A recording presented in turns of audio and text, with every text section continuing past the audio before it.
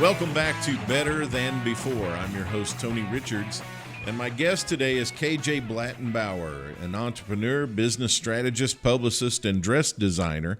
Born and raised in North Dakota, she describes herself as a small-town girl fueled by passion and lots of Dr. Pepper. Through award-winning practices, world-class training programs, and one-on-one strategy sessions, she's helped people chase their dreams and achieve their goals. She has a strong desire to help others, whether it's assisting them to feel more confident in their clothes, showing them how to monetize their skills, or gifting them an easy-to-follow path to becoming a household name. Approaching life and clients from a place of service is her jam. She lives in Dallas, Texas now, and I'd like to welcome to the show KJ Blattenbauer. Hi, KJ. Hi, how are you? Thank you for having me. You bet. I'm doing wonderful this morning. It's very wet here in Missouri. We have had lots of rain, and it just seems like snow in the winter has changed over to rain here in the spring, and it just won't quit. Yeah, but it's good because that helps things grow, right? Yeah, you bet. So you've had an interesting route that you've taken. So you grew up in North Dakota, and we talked earlier. My wife also grew up in North Dakota, and then you moved to San Diego. My wife also did that, moved to San Diego. My wife moved to Missouri after that. Well, no, she moved to Kansas, then Missouri, and you have ended up in Texas. Tell me a little bit about how all that came about. Sure. So I am born and raised in North Dakota, which is amazing. But when you have bigger aspirations, when you want to work for bigger companies, sadly, you have to move away from home. There just aren't enough in North Dakota, especially when I was majoring in publicity. I wanted to do PR. I wanted to work with all the big outlets. So I actually did 13 years in Minneapolis, working for a PR agency and corporations before I decided I couldn't take the cold anymore. And so I didn't know a single person, a single company, anything about San Diego or California really in general. I just knew it was warm. And so I took the fastest train out of there I could one January. And I spent a good chunk of time there. But being a Midwestern girl, you really miss weather and having, rain different seasons. But I needed to get back to Midwestern values. So I'm now in Dallas, and it is absolutely amazing. The people are wonderful. The personalities are great. And it's true what they say. Everything really is bigger in Texas. Texas is one of my favorite places. I've told the story before. I don't think I've ever told it on the podcast, but I visited Waco, which is just south of Dallas, and a friend of mine invited me to come down and work on a project with them, and invited me to stay in their home.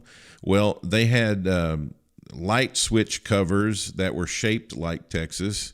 They had the Texas state flag as the blanket on the bed.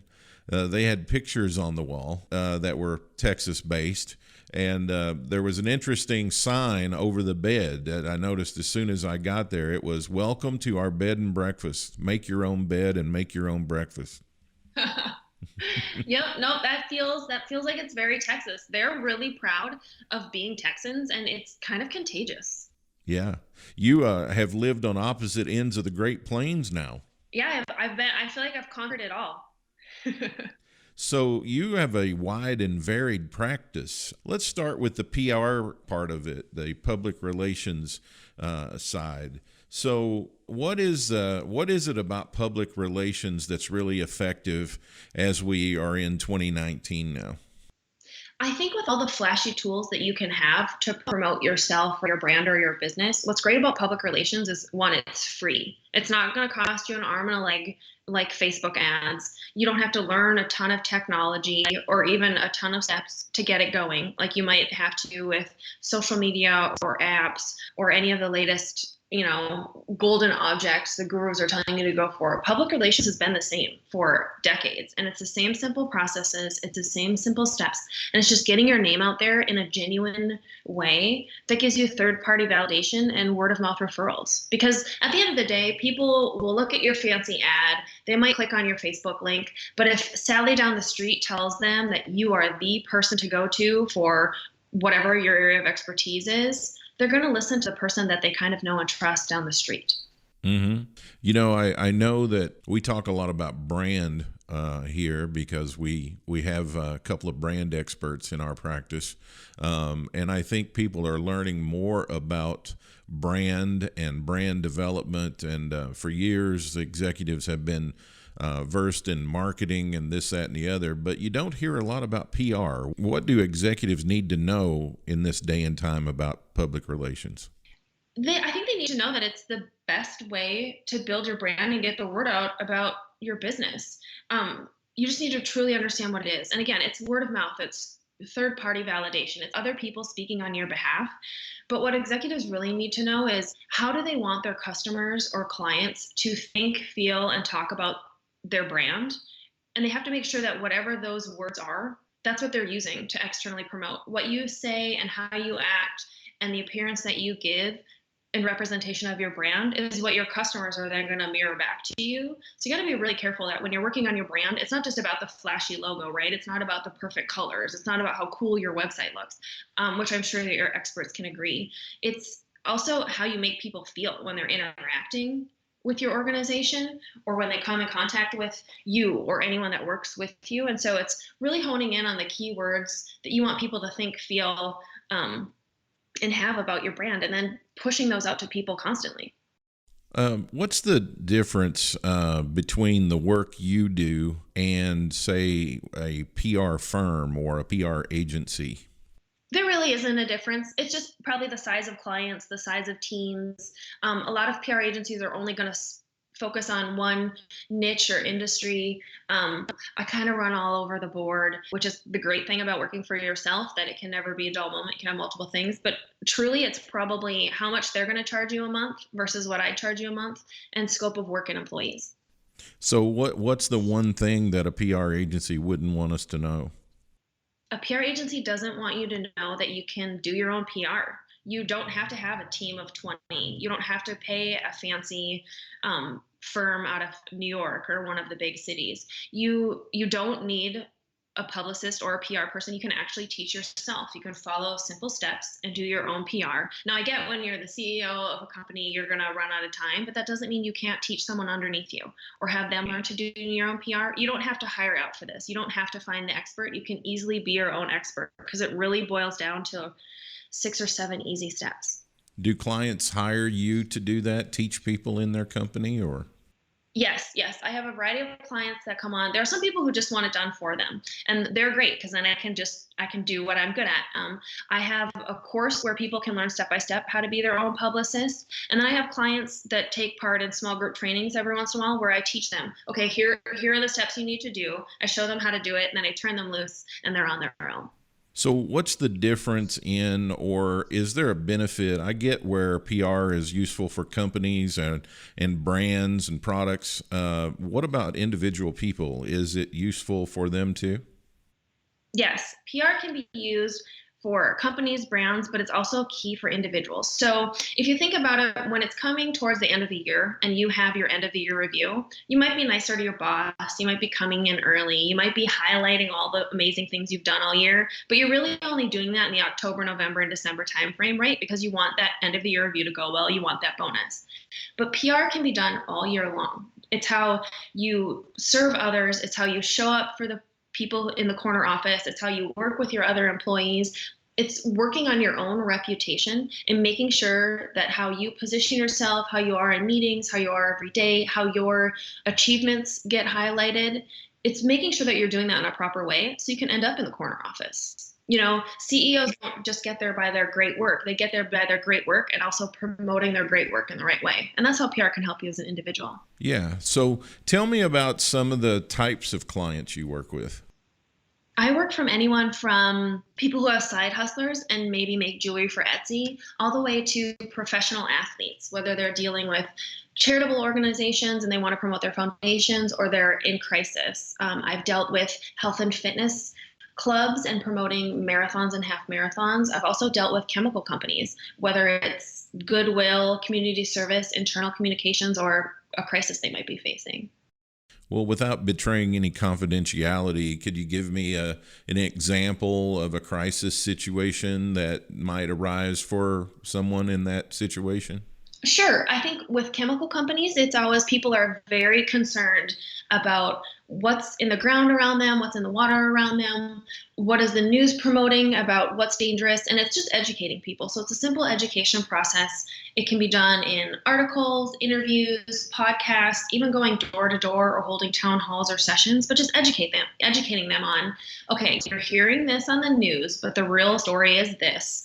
And then answering their questions and being there for them. That's just goodwill PR, and it goes a long way. On the athlete side of things, they're famous. Most of them are young kids, and then overnight they have a ton of money. And with having a ton of money and fame comes sometimes poor choices, or choices that you wouldn't think would be a poor choice in the moment. But it's making sure that you're properly positioning yourself, right? You're not posting things you shouldn't be on Instagram. You're making sure you're doing the right thing for the community. They get these $1 million bonuses and salaries, and then all of a sudden everyone who has ever heard of you pretends they're family and they want a handout. And it's just making sure that the right people are around you and how you're promoting yourself and putting yourself out there in the world. But a crisis can come in any form. I mean, it can be if you're a mom and pop shop or you're a small brand or business, it can be a negative review for you on Yelp, and it's the proper way to handle that. That falls into a lot of the PR training that we do, because that can end a lot of organizations. It can end a lot of career. Nobody wants bad press. So I think the most notable case study of some of that has been Tiger Woods. He was still is phenomenally gifted, achieved a lot at a very young age, and then had a situational crisis, as you describe it, and just in the last month has won another Masters and is on the cover of Sports Illustrated. So what about that particular situation have you taken note of, or do you study those kinds of things? Oh, I study those things all the time because it fascinates me. And he is an excellent choice. So I'm so glad that you brought him up. So with Tiger, it's a situation of gets fame, grows up in fame, everyone loves him, can do no wrong, right? He's the boy next door.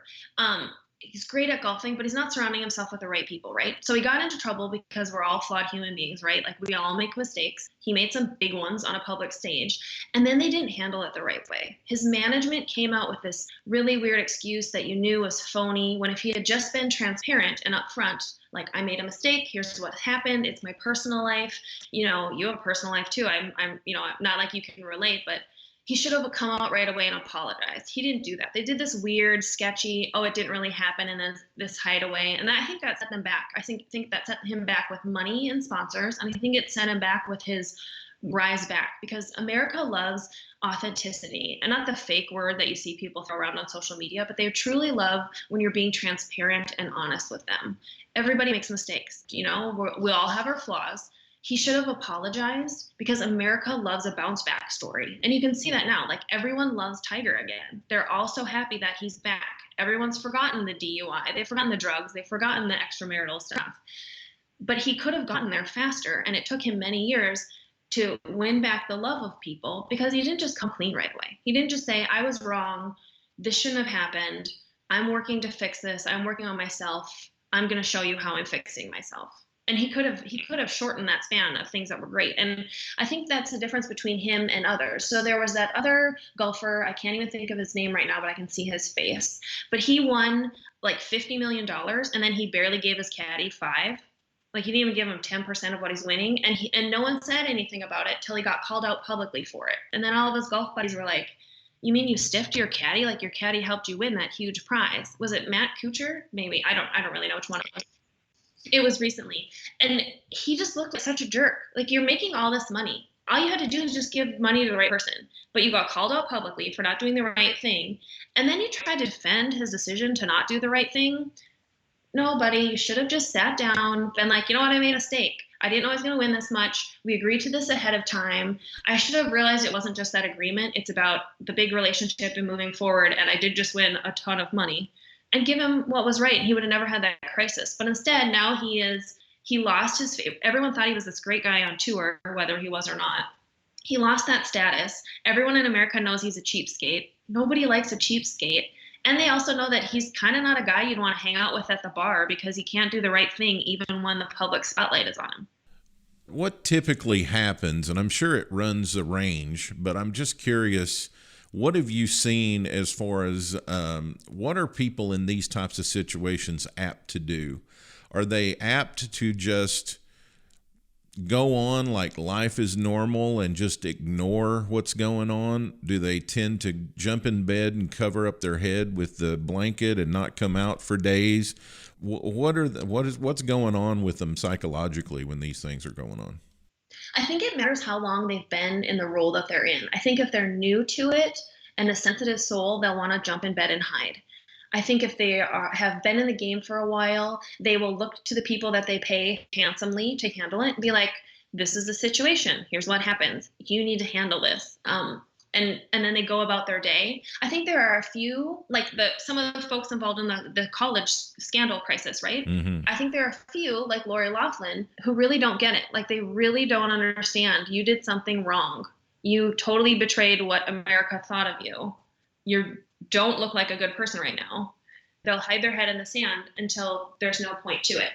But I think at the end of the day, they turn to a respected person, and you have to make sure that the person giving you advice on how you should be publicly handling things knows what they're doing. The same person that handled Tiger in the beginning is the same as the person that handled that Kuchar scandal with the caddy. And clearly he has not learned in a couple decades how to handle things properly publicly. Well, certainly here in 2015, 2016, we had a situation at the University of Missouri where we had, a student who was on a hunger strike, and we had other students supporting them. We had demonstrations on campus. We had all kinds of stuff going on here in Columbia that clearly was not handled properly for the university, and caused the dismissal of several administrative officials, and caused some of the athletic people to be gone, and some other stuff. Now they've got that back on the right track in the last couple of years. But when you're in a situation like that, and it's just so complex and so big, there's only so much you can control, right? How do you know when you're starting to turn the tide and it's going back in your favor instead of working against you? Remember when you were a kid and you did something wrong and your parents came to you and they gave you a chance to come clean? No one as a child came clean the first time, right? We kind of denied it because we thought, well, let's see how much we can get away with, or I don't want to get in trouble, like nobody wants a spanking, that sort of thing. I think as adults, we're still all like that. So when you're in the midst of a scandal like that one, no matter how it impacts you or could impact you, we always want to think the worst, right? Like, the sky's always falling. We're always really worried. We're probably embarrassed. We're so concerned about what others are going to think. I think you need to take a step back and write down what the real situation is, right? Because there's how you're feeling, there's what's really happening, and then somewhere in the middle is the truth of the situation. When situations are like that, when it's one side saying one thing and it's another side saying another thing, and they're starting to fire tons of high-level executives or let people go from posts they've had for many years, I think you really need to look at, okay, what's the situation? Is it this and we need to let this person tell their side? Is it the other thing and we need to let the person tell their side? What is really the truth of it? And then it's having someone that's neutral calmly handle it in the middle. And I think that's what a lot of people overlook. They think that some of the biggest mistakes really come from people think it's not that big of an issue. They're not really listening to other people. They're maybe kind of out of touch with what the customer base is or what their audience is. And I think that that's what's important about making sure you have your publicity in order. You're listening to what people are saying so nothing can really sneak up on you. And if something does sneak up on you like that, you have a process to calmly handle it the right way. Yeah. So you brought up something earlier about America loves, you said, and it causes me to I've been thinking about it since you mentioned it. Nobody likes a cheapskate. I think you said America loves this or that. And I was just kind of curious your perspective on, do you think that the general public has become more cynical because we now have words in our language we didn't have, say, 50 years ago, like spin and things like that? And of course, we had the commentator who had the no spin zone and all that. But what's your take on the general mindset of I guess it's all about forgiveness and acceptability. And do you think people are more cynical now than they've ever been, or how does that work in your opinion? I wouldn't say that they're more cynical. I'd say that people are smarter. And now there are more vehicles through social media and do research, and people love to research. They it's not like they get joy out of catching you in something. Even when you can now get instant gratification from anything and everything has an app and you can get your food delivered to you and like you will want for nothing because everything's in the power of your phone, we are still craving relationships. And that's a basic of public relations. It's about relationships and building them publicly. So I think the best thing that we can do is not focus on people being cynical or who wants to catch you in something or any of that. It's not a negative thing. And, when they say that all press is good press, that's not true either. To avoid the bad press, you just have to be transparent and authentic. You have to treat your constituents, your customers, your audience, like you would your best friend. You don't have to let them in to know everything, your deepest, darkest secrets. But if you have an open and honest conversation with them about everything, the good news, the bad news, the in-between, those are the kind of brands and companies that people glom onto because people are desperate to feel a part of something. And when you treat them with a great relationship that makes them feel almost like they're one-on-one in a relationship with you, you're going to go very far. And so I got to ask you about this one line in your bio here, just as we're coming to the close, but assisting them to feel more confident in their clothes. What services do you offer that speak to that? It's a little bit of wordplay and it goes both ways. It focuses on the public relations that I do because there are so many people who are in roles that think they have to be stuffy or they feel like their creativeness is trapped because they have to position themselves one way for a customer. And so by helping them figure out how they want their customers to think, feel, and talk about their brand, I help people feel a little more comfortable in their clothes or their role. But I also, after over 2 decades in PR, traveling all the time, going to events, it's really hard to find things to wear. So I am in the initial stages of launching my own line of dresses. I'm a dress girl. So I'm in the initial stages of launching my own line of dresses to make women in their upper 30s and 40s feel more comfortable, but have something to wear that's easy to take care of, looks amazing, and easy to switch up, whether you're doing child drop off, going to yoga, working, or having date night. That's so cool. That's so cool. We've been visiting with KJ Blattenbauer. KJ, tell everybody how to find out more about you and what you do. Sure. You can find me on my website at kjblattenbauer.com, and that's KJBlattenbauer.com, or by following me on Instagram at KJ Blattenbauer. Well, listen, I'm so glad that you made time to visit with us today. I learned a lot. I'm sure that our audience learned a lot. I'm so glad you're my friend, and I hope we get to work on a project together someday. I hope we do too. Thank you so much for having me. You bet. Receive weekly coaching tips from Tony Richards, delivered straight to your inbox. Whether you're a CEO or an entrepreneur, Tony can help you reach your goals and give you a competitive edge within your industry. Tony's Monday morning coaching memo covers topics ranging from leadership development to teamwork to company culture and more. Text the word leadership to 38470 to sign up for Tony's Monday morning coaching memo, or sign up online at clearvisiondevelopment.com.